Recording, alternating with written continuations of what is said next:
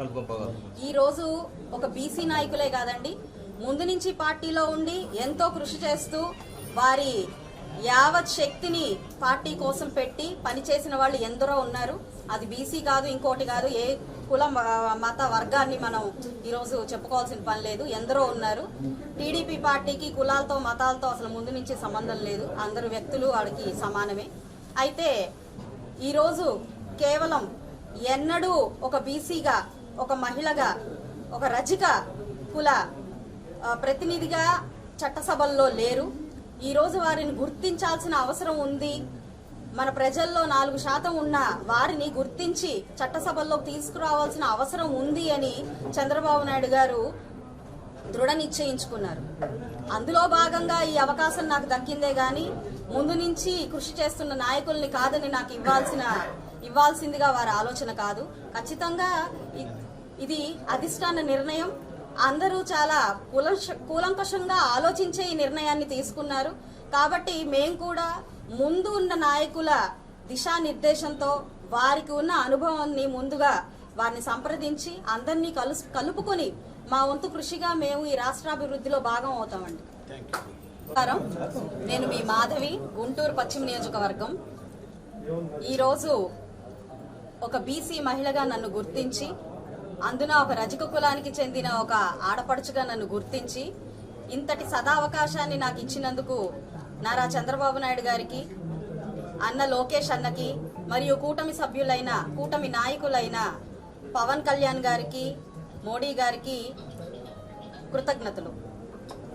ఈరోజు రాష్ట్రంలో ఎన్నో సమస్యలు ఉన్నాయి. అభివృద్ధి అనేది ఎంతో వెనకబాటుతనంలో ఉంది. ఇవన్నీ గమనించి ఏదైనా నా వంతుగా కృషి చేద్దాము అని నేను ఇలాగా రాజకీయ రంగప్రవేశం చేయడం జరిగింది. ఈరోజు ఇక్కడ ఎంతో మంది బీసీ సోదరుమణులు ఉన్నారు. నా రజక సోదరీమణులు నన్ను అభినందించడానికి, ఆశీర్వదించడానికి వచ్చారు. వారందరికీ పేరు పేరున పాదాభివందనాలు తెలియజేసుకుంటున్నారు. రాష్ట్ర అభివృద్ధి లక్ష్యంగా, ప్రజల సంక్షేమమే ధ్యేయంగా ఈరోజు నారా చంద్రబాబు నాయుడు గారు ఒక కూటమిగా ఏర్పడి ప్రజా శ్రేయస్సు కోసం నడుం బిగించారు. అందులో నా వంతు ప్రయత్నంగా నేను సదా వారికి వెన్నుదన్నుగా ఉంటాను. అలాగే ఈరోజు నన్ను ఒక రజక కుల ఆడబిడ్డగా గుర్తించి నాకు ఇంతటి ఉన్నత స్థానాన్ని కలిగించినందుకు కృతజ్ఞతలు తెలుపుతూ వారికి ఒక గ్రాటిట్యూడ్ ని నేను చూపిస్తూ, ఇది నా ఒక్క విజయమే కాదు, ఇది నా రజక సోదరీమణుల విజయంగా, ఇది నా ఒక్క ఆత్మగౌరవానికే సంబంధించిన విషయం కాదు, ఇది ప్రతి ఒక్క బీసీ సోదరీమణుల ఆత్మాభిమానంగా, ఆత్మ సంతృప్తిగా, విజయంగా నేను ఈరోజు తెలియపరుస్తున్నాను ప్రతి ఒక్కళ్ళకి. అంతేకాకుండా ఇది ఒక మహిళగా, ప్రతి ఒక్క మహిళ విజయంగా నేను దీన్ని భావిస్తున్నాను.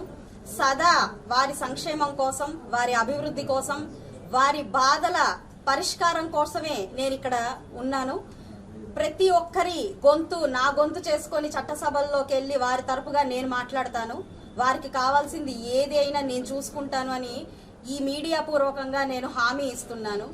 సేవ ఒక్కటే మార్గం, సేవ ఒక్కటే ధ్యేయంగా నేను ఈరోజు అందరి ముందుకు వచ్చాను. రాజకీయ రంగం మాకు ముందుగా ఎప్పుడు మాకు రాజకీయ రంగం తెలీదు. అయినా కూడా ఈ రోజు నేను ముందుకు వస్తున్నాను అని అంటే కేవలం ప్రజా సంక్షేమం, ప్రజా అభివృద్ధే లక్ష్యంగా వస్తున్నాను. ఇందుకు ఏమి కోల్పోవాల్సి వచ్చినా, ఏమి నేను వదులుకోవాల్సి వచ్చినా సిద్ధంగా ఉన్నాను. ఖచ్చితంగా మన రాష్ట్ర అభివృద్ధి జరిగి తీరుతుంది. ప్రతి ఒక్కరూ సరైన నిర్ణయం తీసుకోవాల్సిందిగా విజ్ఞప్తి చేస్తున్నాను. ప్రగతిలో భాగమయ్యే వాళ్ళని, ప్రజలని ప్రగతి బాట పట్టించే వాళ్ళని మాత్రమే ఎన్నుకోవాల్సిందిగా కోరుకుంటున్నాను.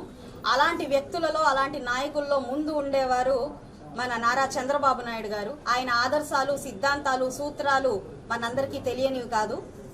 అలాంటి నాయకులు ఈ రోజు రాష్ట్రానికి ఉండడం ఎంతో ముఖ్యం. ఆ నాయకత్వంలో నేను ఒక చిన్న సమిధగా, ఒక చిన్న ప్రతినిధిగా ఈ రోజు నేను ముందుకు వస్తున్నాను. అంతటి నాయకత్వం నా మీద గొడుగుగా ఉన్నప్పుడు నేను మీకోసం ఎంత చేస్తానో ఒకసారి ఆలోచించుకోండి. ప్రతి ఒక్కళ్ళు సైకిల్ గుర్తుకు మీ ఓటు వేయండి. మన రాష్ట్రాన్ని, మన ఈ నియోజకవర్గాన్ని ప్రగతి బాటలో పరిగెత్తించాల్సిందిగా నేను కోరుకుంటున్నాను. ఇందుకు నా ప్రతి ఒక్క బీసీ సోదర సోదరిమణుల్ని, నా రజక సోదరి సోదరిమణుల్ని నాకే మద్దతు ఇవ్వాల్సిందిగా నేను కోరుకుంటున్నాను. మీడియా పూర్వకంగా వారి సమస్యలే లక్ష్యంగా నేను పనిచేస్తాను అని నేను హామీ ఇస్తున్నాను. ఇందులో ఏ వర్గానికి చెందిన వారైనా ఖచ్చితంగా వ్యాపార రంగం కావచ్చు, ఎంప్లాయీస్ కావచ్చు, డాక్టర్స్ కావచ్చు, రంగం ఏదైనా సరే మీరు సరైన నిర్ణయం తీసుకోవాల్సిందిగా నేను వినయించుకుంటున్నాను. మా నాన్నగారు ఒక గవర్నమెంట్ ఎంప్లాయీ, క్యాట్ ఉద్యోగి.